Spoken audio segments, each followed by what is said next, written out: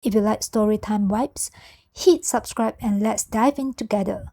That night, I didn't lose my marriage. I only lost the woman who had stopped respecting me long before the world found out. The moment her joke slipped out, I realized I hadn't been a husband to her in years. Just a placeholder she never planned to keep. I remember standing near the bar, watching the ice melt in my glass, while pretending everything in my life wasn't already cracking beneath the surface. Nolan's birthday party buzzed with noise, warmth, and laughter. The kind of fake happiness people wear to hide their private disasters. Lily thrived in that chaos. She was radiant, magnetic, drifting from one circle to another as if she belonged everywhere except beside me. For months, she'd been slipping away in ways too subtle to name. Colder touches, shorter conversations, smiles that never reached her eyes. I told myself it was stress, exhaustion, anything but the truth. Then came the sentence that tore the last thread holding us together. Her friends teased her about past lovers, nudging her playfully. But instead of brushing it off like a married woman would, she smirked, a slow, confident curl of her lips, and said loudly, "Honestly, if I had the chance, I'd marry my ex." The room didn't react at first. Then the laughter hit, sharp, delighted, cruel. Something dropped inside me. My stomach twisted, as if my body recognized the betrayal before my mind did. The nausea was instant, rising up my throat like acid. But Lily, she didn't look horrified by what she'd said. She looked free, like she'd finally voiced the truth she'd been chewing on for years. Then she turned and saw me. Her smile vanished. Her eyes widened. A tremor ran through her hand. The color drained from her face so fast it was almost painful to watch. And that silence, that awful, deafening silence, told me more about our marriage than any confession ever could. For a few seconds, no one dared to breathe. The laughter died so abruptly it felt like someone had sucked all the oxygen out of the room. Lily's friends exchanged quick glances, the kind people share when they realize they've accidentally witnessed the beginning of someone else's tragedy. Lily tried to fix it immediately. Of course she did. She forced a laugh, the kind that cracked at the edges, and waved her hand as if brushing away invisible smoke. "Oh, come on. It was just a joke," she said too loudly, eyes darting between me and her friends, desperate for someone to rescue her. But no one did. I stood still, my fingers tightening around the glass as a strange heat flooded my chest. Not anger, not yet. Something worse. A sense of humiliation so raw, it felt like someone had reached into my ribs and squeezed. A man shouldn't learn the truth about his marriage in a room full of people sipping cocktails.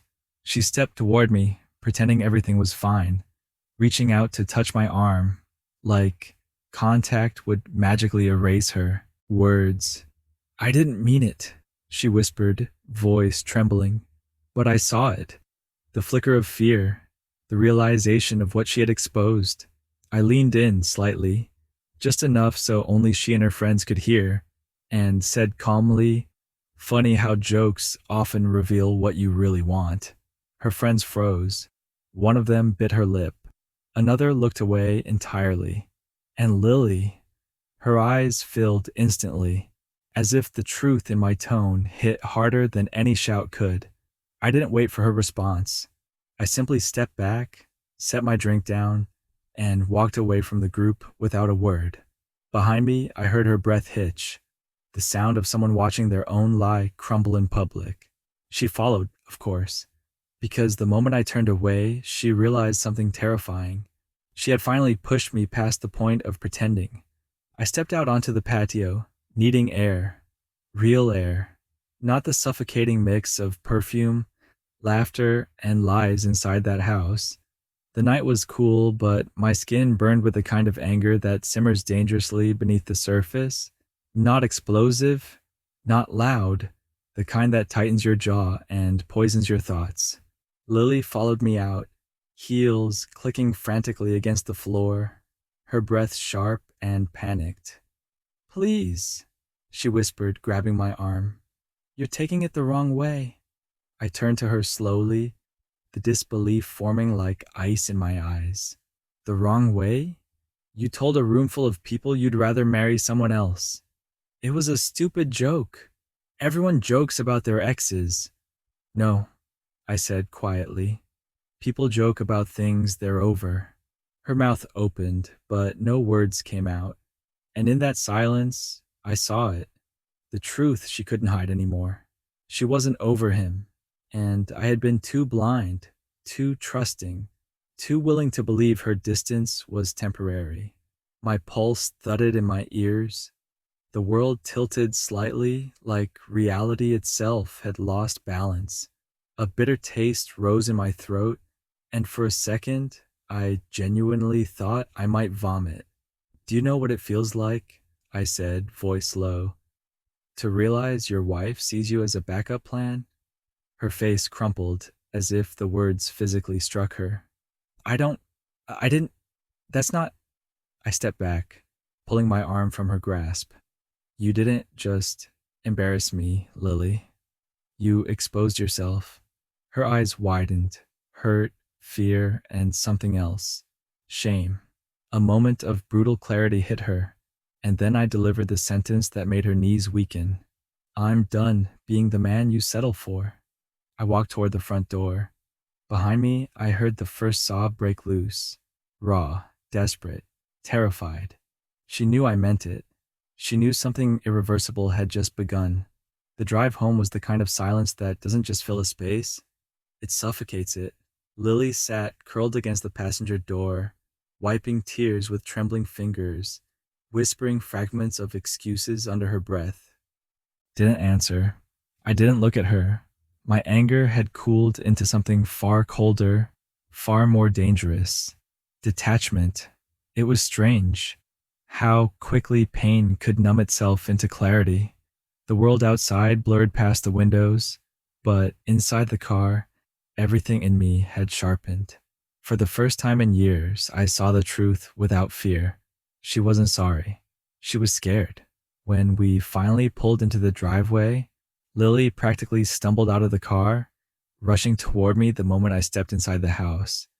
Please, just listen, she breathed. I don't want him. I love you. I looked at her, really looked at her, and felt nothing but exhaustion. Then why? I asked quietly. Did the truest thing you've ever said about our marriage come out as a joke? She froze. Her mouth opened, but no sound came out. I continued, each word cutting through the air like frost. You didn't slip. You confessed. Her knees weakened. She gripped the edge of the counter as if her world had tilted. I could see the panic rising, thick and suffocating. I swear I didn't mean it, she pleaded. I don't know why I said it. You said it because, I replied. Deep down, you believe it. That broke her. A sob tore from her chest, raw, guttural. But I didn't flinch, didn't move, didn't comfort her, because something inside me had just shut off. And then came the moment that shattered her completely. I walked past her into the bedroom, pulled open the drawer, and placed a single envelope on the bed. When she saw it, her entire body went still. Divorce papers, already filled out. Her voice cracked around the words, No, please, not this.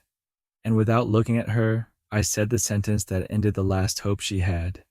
Respect dies before love does, and ours died long before tonight. Lily sank to the floor, her hands gripping the divorce papers as if she could squeeze a different fate out of them.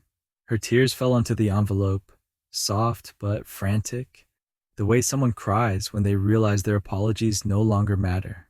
Please, she begged, voice cracking. Don't leave me. I can change. I'll do anything. Just don't walk away. For a moment, I stood in the doorway, watching her fall apart in front of me.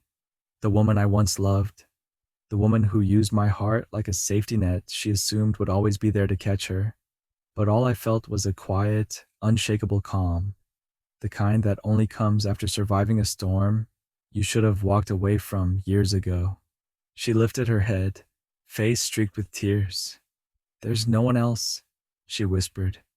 "You're the only one I have." And that was the final truth I needed. Not love, not respect, just dependency. I knelt down, just enough to meet her eyes. "Lily," I said softly, "you're crying because you lost control, not because you lost me." Her breath hitched, as if the words pierced, deeper than anything else I'd said that night. "You don't get to break me," I continued. "Not anymore."